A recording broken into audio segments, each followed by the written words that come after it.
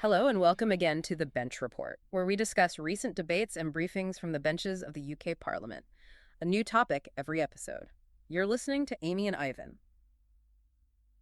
Today we're looking at something that caused quite a stir, an urgent question in Parliament, focusing on that cyber attack against Jaguar Land Rover. Yes, a really significant event, and the impact was, well, pretty much immediate and quite severe. It sounds like it. Production lines halted, sales completely stopped. That's what the reports indicate. And you have to think about the knock-on effects. We're talking, what, some 34,000 UK employees? Huge numbers. And then there's the whole supply chain, especially across the West Midlands and the Northwest. Right? Exactly. It ripples out. And the reported figure for lost sales, £72 million per day. 72 million. That really brings home how quickly a digital attack hits the physical economy.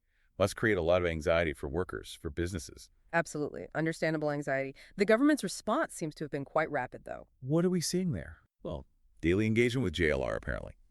Direct support from the National Cybersecurity Center, the NCSC, since last Wednesday. Okay, so hands-on help. Yes. And the minister responsible has apparently had personal meetings with JLR's CEO. Of course, they can't reveal everything, can they? Not while investigations are live. No. Operational details are understandably limited. But the message is clear. They're committed to helping resolve it. Yeah. It's being treated as a serious economic issue, not just a tech problem. Which it is. So that's the immediate response. But what about preventing this sort of thing? What wider measures are in place or are coming? Good question. There's existing legislation, the Product Security and Telecommunications Infrastructure Act from 2022, for instance. What does that do, essentially? It mandates security by design for internet-connected products. So building security in from the ground up rather than adding it later.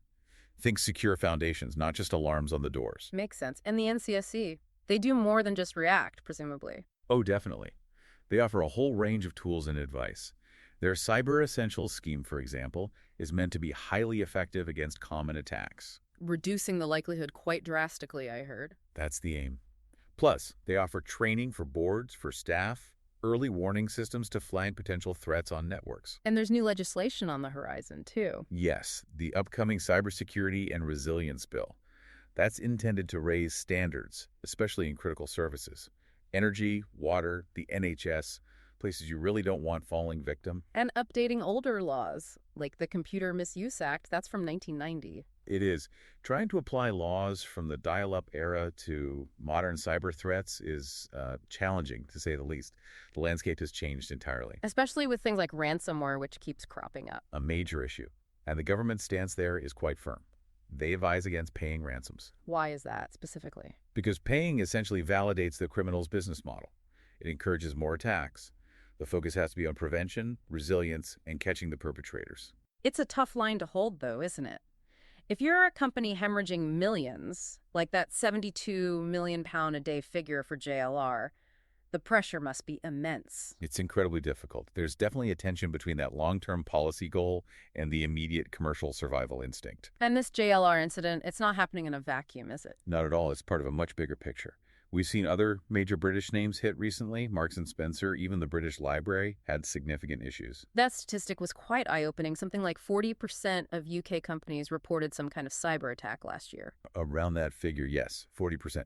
It shows this isn't just about the huge corporations. Small, medium businesses, everyone is potentially a target. And the threat itself, is it Yeah. getting worse and more sophisticated? The evidence points that way. Increasingly hostile activity comes from sophisticated criminal groups, but also potentially from malicious state actors, and it's a global issue. Qantas, Adidas, big international names facing similar problems.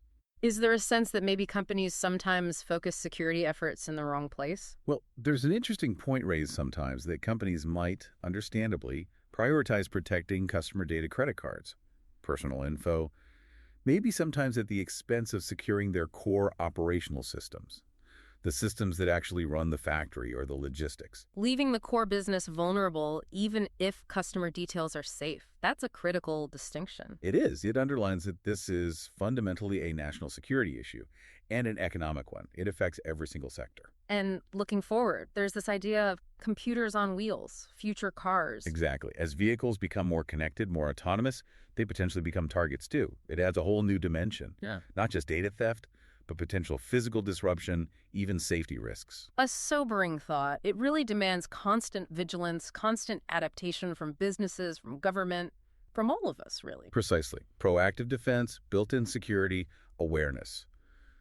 It's not optional anymore. The cost of getting it wrong is just too high. As always, find us on social media at Bench Report UK. Get in touch with any topic important to you. Remember, politics is everyone's business. Take care.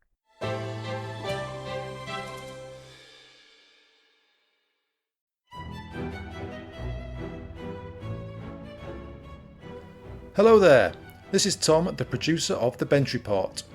Listener suggestions are vital to my mission of making politics more accessible and accountable. So, if you have an issue that's really important to you, personally or professionally, and want to know what those in power are doing about it, please get in touch via email or via our socials at Bench Report UK. I'll grab another coffee and start scanning those parliamentary archives.